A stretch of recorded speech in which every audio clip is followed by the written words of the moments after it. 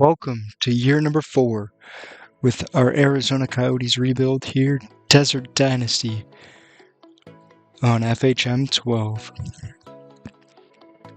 So, the end of year number 3 ended like this. It's seen Ottawa win, Edmonton-Ottawa final. That's another final for Edmonton. Crazy. And they won in 7 against Edmonton. Surprising teams to make it.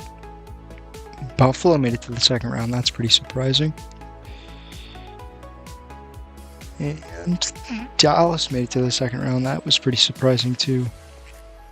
Ottawa and Buffalo making it to the conference final. That's pretty crazy. Alright, let's start here with year number 4 though for us. So end of last year seeing us get 83 points, finishing I believe second last in our division. We've seen some breakouts from Caleb Malhotra, Adam Bennick. Stankoven continued his consistency. Ivor Stenberg, he was pretty consistent for us. It was a great year all around. 43 points on the back end for Axel Sandin Pellikka in his first year with us.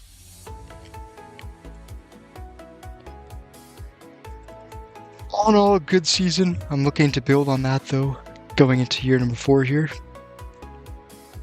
And we have some decisions to be made. But first, let's get up to the draft lottery. We have 2 picks. We have the Boston Bruins pick in the Pavel Dorofeyev trade.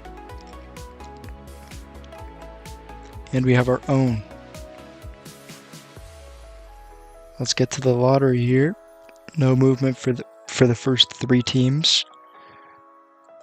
And we stay at 13. Let's see if we can move up here. And 9. So we don't move up. Vancouver moves up. Vegas moves up as well. And the draft lottery winners are the Vegas Golden Knights.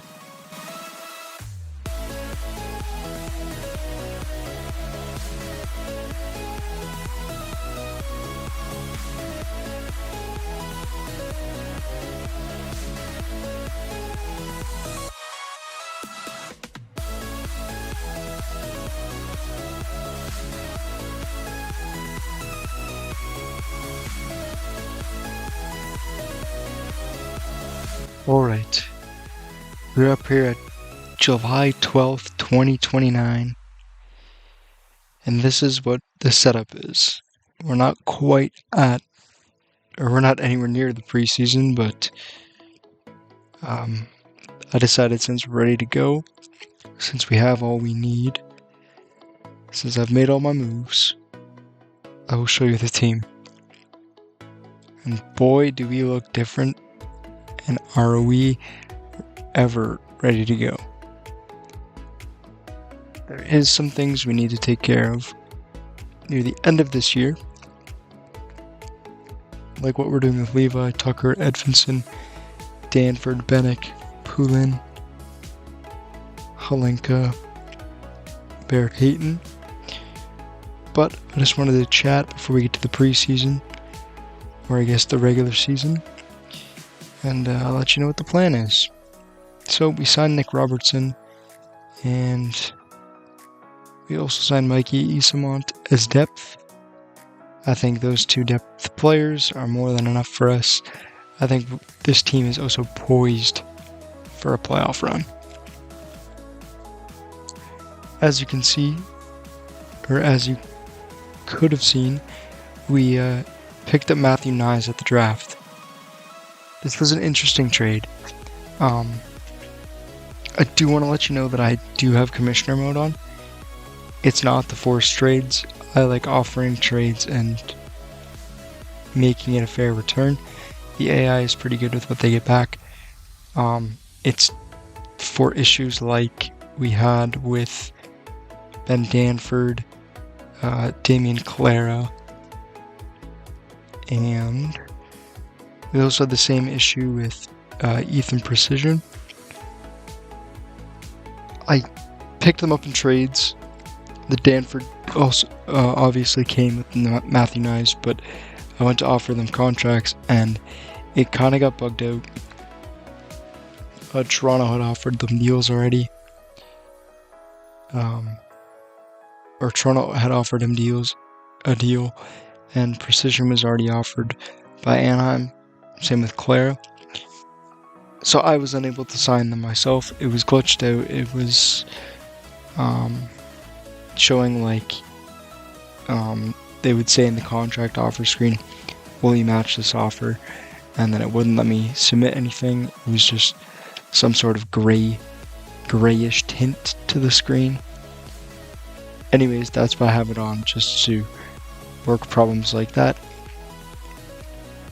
Also to work problems like what we had last year. I didn't tell you guys that, but because of the finances screen on the annual, I had to use low budget, which ended up putting us below the cap. So I had to do, or below being able to spend to the cap, or the cap floor. So I had to do some shenanigans with that, increasing Poulin's cap hit. Because I don't know if you guys remember, but we did sign him for $3 million. I had to up it to 5.5 along with some other expiring deals. I tried to maintain it to expiring deals. I ended up having to do it with Poulin. So that is why I have that on, just to jump around any bugs. We're going to go Benek, Malhotra, Knies, Ruse, Stenberg, Zonin. I think Zonin can definitely make that jump this year. I was kind of putting him in at a third liner. I think when we get Schultz and when we get Longo, who was drafted 11th overall, when they make their push to the NHL, Zonin would run back. But I think for this year, he does fit very well on that second line. A guy that can get into the corners, give the puck to Stenberg and Ruse, and that creates secondary scoring depth in our top six. I think if Knies can put up 70 points, Malhotra can push towards 70. Benek, if he can jump up into the 50s, 60s for points, that'd be a very successful year with this top line. Again, creating some secondary scoring with Ruse and Stenberg. Hopefully Zonin can push toward 40, Stenberg can push toward 50, and Ruse can really get going here for us. I'm not sure what he's capable of. I'm thinking around 50 points, maybe 60. That would be nice. Josh Doan, Hayton, and Poulin. Honestly, just big guys down there. Kind of a shutdown role for them. That looks good. Hlinka, Parker Kelly, and McCarron.